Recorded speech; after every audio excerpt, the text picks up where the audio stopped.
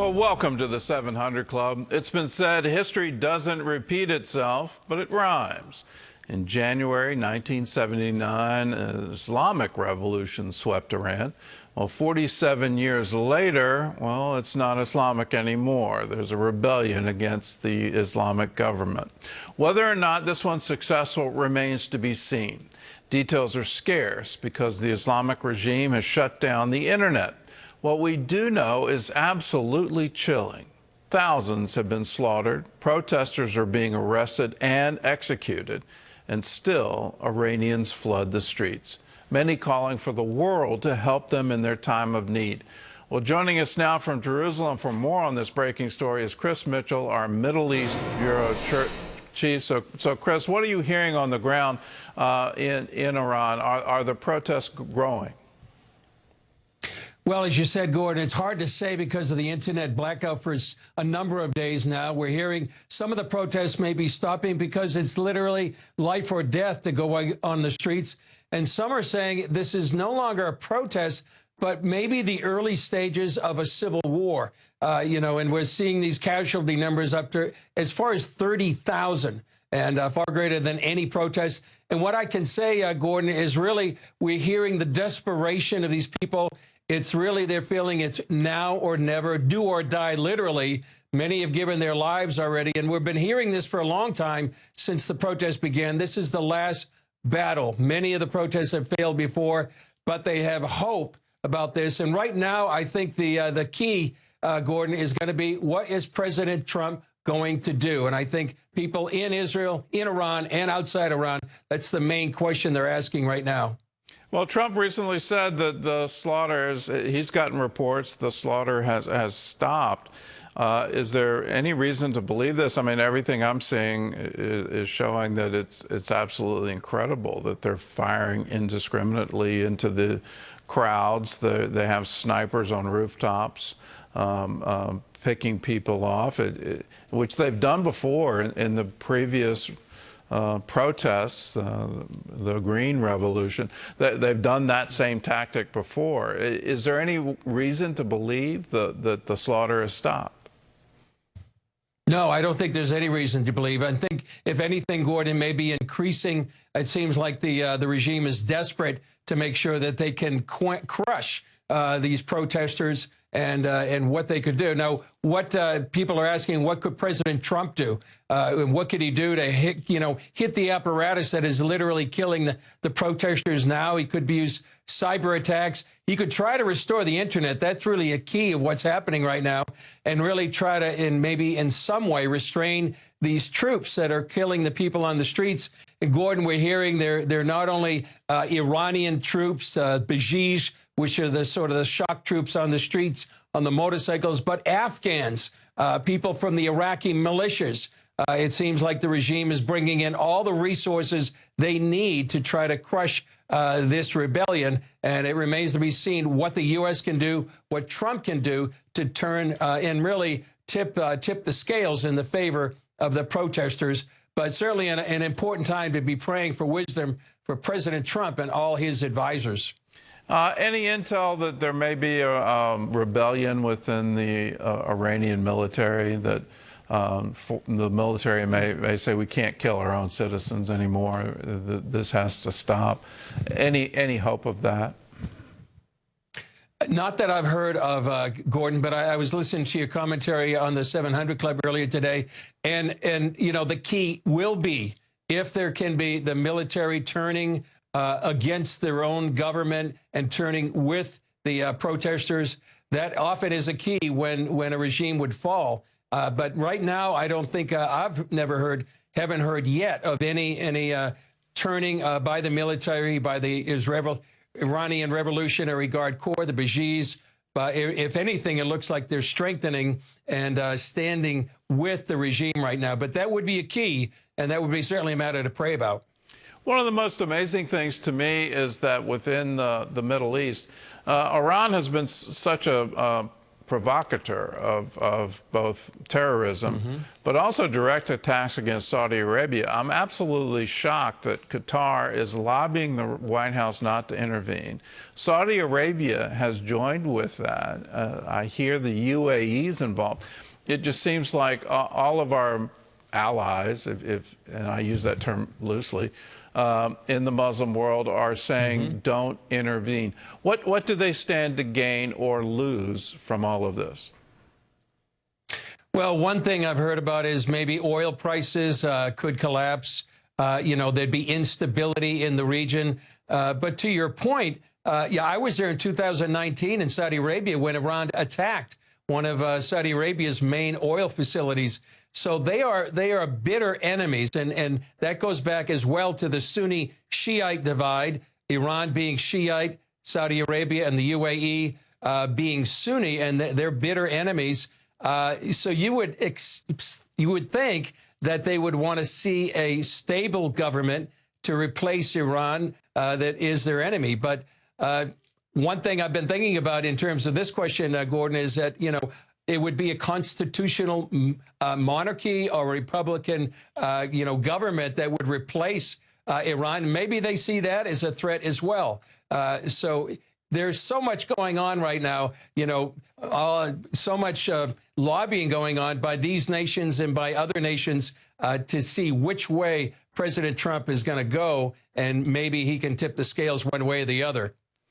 It's another sort of subtext to all of this is Saudi Arabia appears to be turning back to more of a militant Muslim stance. There was hope they'd join the Abraham Accords. There was hope they would be one of the leaders in sort of a reformation of the Muslim world, leading to renewed prosperity, a sort of potential golden age. But they seem to be absolutely going the other way. Is there any reason why? I'm not sure I can explain why, but that theme has been but for the last several months, I think, and we're seeing the UAE sort of maintaining their moderate stance and being sort of a pillar of the Abraham Accords, while Saudi Arabia is turning the other way. And perhaps that's partly internal politics. Maybe MBS, Mohammed bin Salman, is having a change of heart. But certainly that's been happening. And we're seeing it playing out in Yemen because they're taking two different sides in that particular battlefield. But Saudi Arabia still seems like it may be going back to its Wahhabi roots, this formed brand, this radical brand of Islam right there in the heart of Arabia. And there are deep ties here. We in America look at 1978, 79, the overthrow of the Shah, the occupation of the American embassy as a singular moment in our history. But at the same time, in Mecca, militants took over Mecca, which put shockwaves throughout the Muslim world and obviously put the monarchy in Saudi Arabia at risk.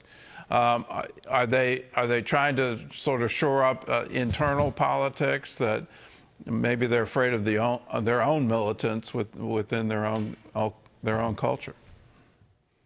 It could be. When I was there in 2019, Gordon, there was a loosening of cultural norms. They were actually allowing women and families to come to soccer games. They were having women beginning to drive or go to movies.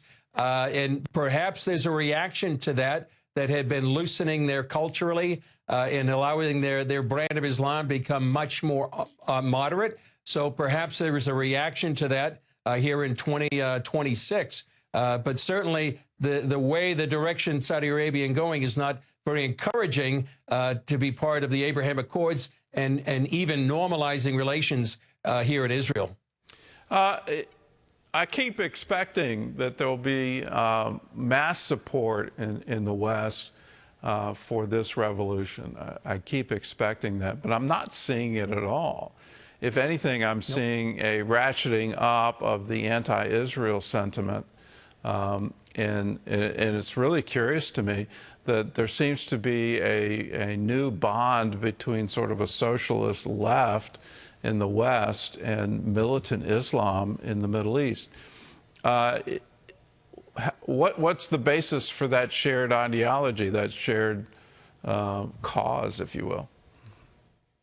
Well, this left-green alliance is shaking heads in many places, and to your point, there's really been tepid support or coming against the Iranian regime. For example, the UAE has barred some Iranian officials from the EU Parliament. There's been some targeted sanctions on, IRGC commanders, but no unified pressure by the Western powers and for the Ayatollah to step down. We're not hearing any of that. And yet we're hearing this kind of left-green alliance.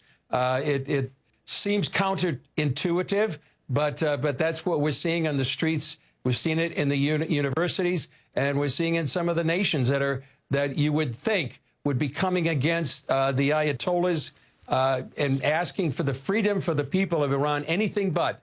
We don't see that kind of support for the people there on the streets of Iran. Well, let's talk about if the revolution is successful, if there is a path to victory. In just a few moments, we're going to watch an extended interview with the Prince of Iran, the exiled prince, the son of the deposed Shah. Do the Iranian people really want him to be in charge? Or are they looking for more of a constitutional democrat republic? I mean, are they really asking for a return of the Shah? I think they are. At least that's what we've been hearing. We're hearing reports, Gordon, out of there that they want Reza Pahlavi. He seems to be the one people are rallying around. In the past, the opposition groups against the regime have been divided. But right now, he seems to be the one, at least inside Iran, that people are asking for. And could he lead a transition government? He was on his Facebook page yesterday. He said this is what he would do. He'd confront terrorism. And so you would have, instead of the largest state sponsor of terrorism, you would have somebody confronting terrorism. He wants to normalize relations with the U.S. He wants to reach out to Israel and actually have not only the Abraham Accords, but the Cyrus Accords.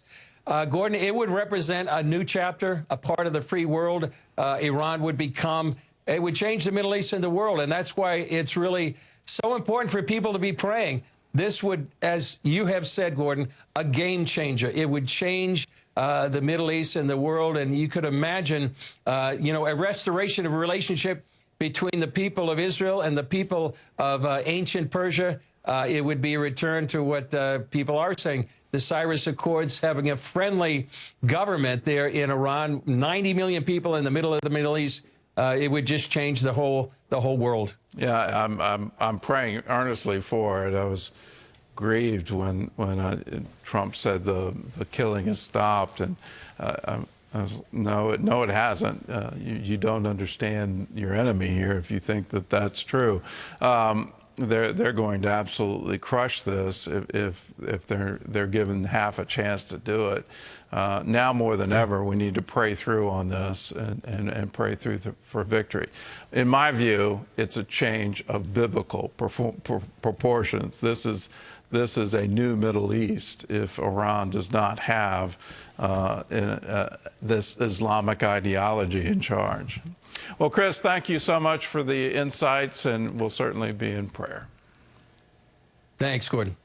If the Islamic regime falls, the new leader of Iran could be its exiled crown prince. He spoke with CBN's George Thomas in July of 2024. Back then, he said he felt his country was ripe for a revolution. Fight for freedom and liberties is a cause that never ends until it's done. During a wide-ranging interview, the eldest son of Mohammad Reza Pahlavi, the last Shah of Iran, told CBN News that Iranians are clamoring for political change like never before. The regime's own figures demonstrate that at least 73% of the population want another form of government.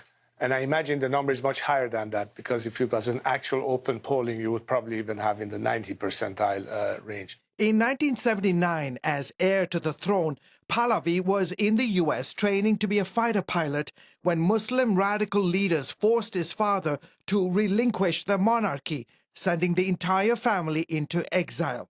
Pahlavi says the aftermath led to an Islamic-run regime that would devastate his ancestral homeland, where today 60% of the people live below the poverty line. 45 years of clerical rule in the name of religion and the immediate element of persecution and the fact that our country has fallen behind in terms of being on the route towards progress, because Iran by now should have been the South Korea of the Middle East. Instead, it's the North Korea of the region. Under the mullah's reign, Iran has become a leading state sponsor of terrorism and the root cause of instability in the Middle East and beyond.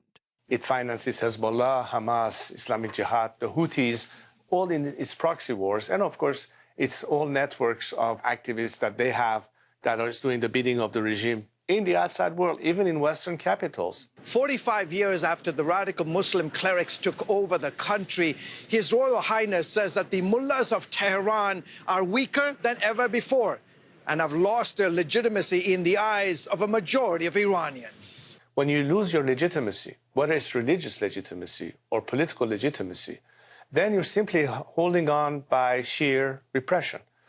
When you have a regime that is completely delegitimized, when you have people who no longer believe in this system, even if they did at some point and they want out, that makes these systems vulnerable. Case in point, the 2022 nationwide protests that followed the murder of Mahsa Amini, detained by religious police for allegedly not properly wearing her mandatory hijab. Iranian security forces killed more than 500 protesters and imprisoned some 20,000 people. Pahlavi says this clearly shows Iranians are ready to sacrifice for revolution. Nobody said that freedom comes for free. The price sometimes is extremely high. But are you willing to say that just because it's too expensive, I'm not going to purchase it and put up with what otherwise would be annihilation, demise? We don't have a choice. We have to do it. We have to do it for survival. We have to do it for sanity.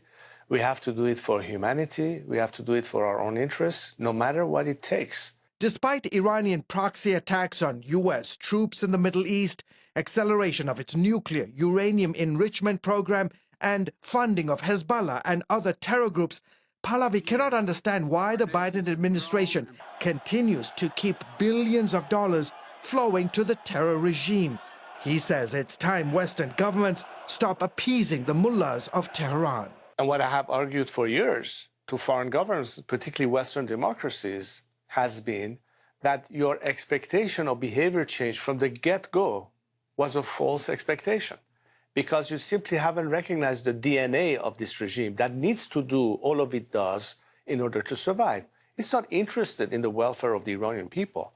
It's simply aiming to export an ideology to dominate the whole world. Pahlavi, who idealizes Martin Luther King Jr. and Mahatma Gandhi for their pursuit of non-violent campaigns for political change, runs the National Council of Iran, whose mission is to replace the current Islamic-led regime with a secular democracy.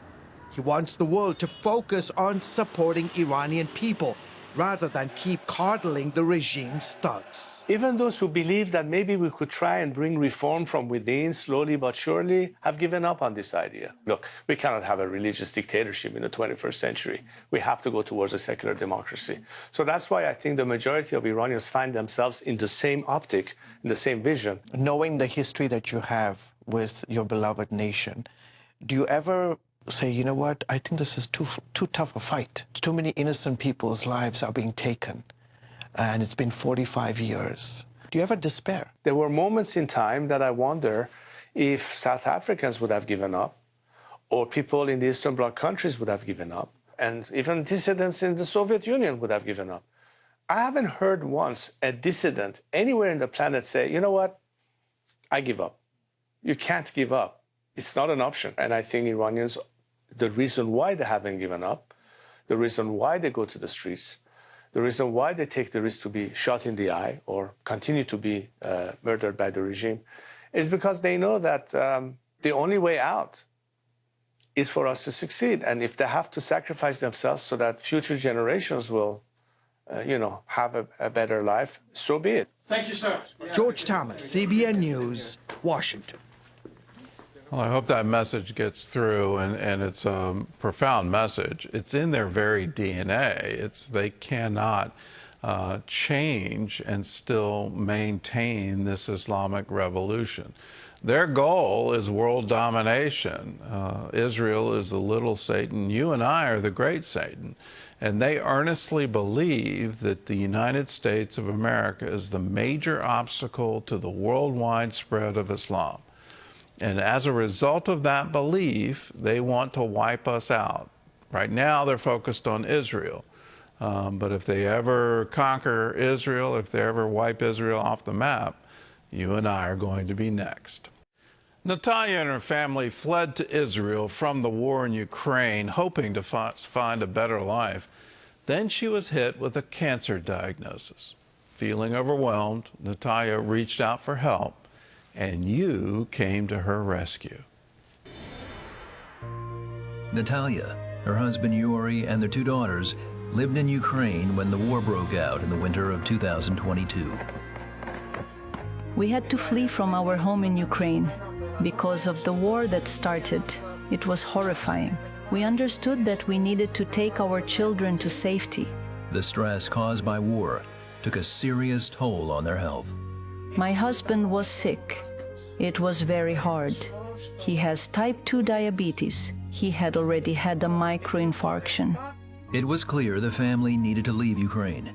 Because of their Jewish heritage, they decided to relocate to Israel. My 2 daughters, they are very smart girls. I wanted to give them an opportunity for a better life, to have a home and security, an opportunity to connect with their Jewish roots. They finally found a new home in Israel, and Yuri began to receive the medical care he needed. But after a routine checkup, doctors diagnosed Natalia with cancer. I wasn't feeling well either and ended up getting a serious diagnosis as well. It was so hard. I had to ask for help, and that's when I reached out to CBN. CBN Israel was able to step in and provide this family with much needed support. Thanks to you, CBN Israel helped the new immigrants with groceries and bought furniture for the apartment and computers the girls can use for their schoolwork. Natalia and Yuri were able to establish themselves in Israel while focusing on their recovery, giving their daughters a chance to focus on adapting to their new schools. There are good people in the world. I feel like I'm not alone, and that you're next to me. It's so hard now, but I'm not alone. Thank you. We want to bless people in Israel, and you're part of that when you join with us. You're part of everything we're doing in CBN Israel, whether it's the News Bureau in Jerusalem, all the humanitarian work that we show you on this program. It's incredible what happens when people join together and say, let's be a blessing. And you walk into this amazing promise, I will bless those who bless you. If you want to join with us, it's real simple. Call us, 1-800-350-2230 is the special number. You can also go to cbn.com/supportisrael or text Support Israel to 71777. Be a blessing to all the people there and in their time of need, and realize that, yes, we can really help and we can really change the world. Here's a word from Psalms. Let all that I am praise the Lord. May I never forget the good things He does for me. God bless you. We'll see you again.